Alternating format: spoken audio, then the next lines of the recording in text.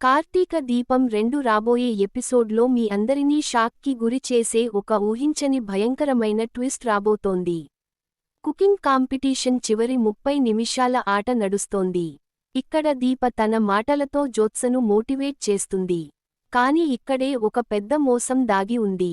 దీప మాటలకు జ్యోత్స్న మారినట్లు నటిస్తున్నప్పటికీ అది నిజానికి సూరజ్ మరియు పారిజాతం పన్నిన వల. ఇందులో దీప ఘోరంగా ఇరుక్కోబోతోంది.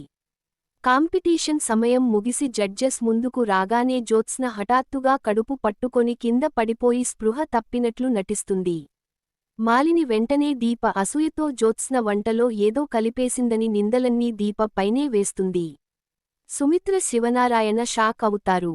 దీప ఏడుస్తూ తాను ఏ పాపం చేయలేదని చెబుతుంది. కానీ కథలో అత్యంత ఉత్కంఠభరితమైన టర్నింగ్ పాయింట్ అప్పుడు వస్తుంది. ఈ కుట్రను తిప్పికొట్టడానికి కార్తీక్ ఒక బలమైన మాస్టర్ స్ట్రోక్ ప్లే చేస్తాడు.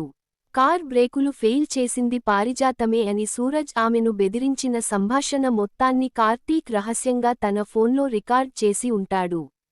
కార్తీక్ ఆ వాయిస్ రికార్డింగ్ను లౌడ్ స్పీకర్లో ప్లే చేయడంతో శివనారాయణ కాళ్ల కింద భూమి కదిలిపోతుంది.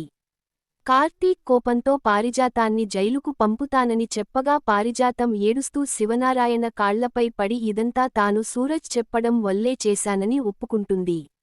ఈ భయంకరమైన నిజం తర్వాత సూరజ్ మరియు పారిజాతం ఒకరికొకరు పరమ శత్రువులుగా మారిపోతారు.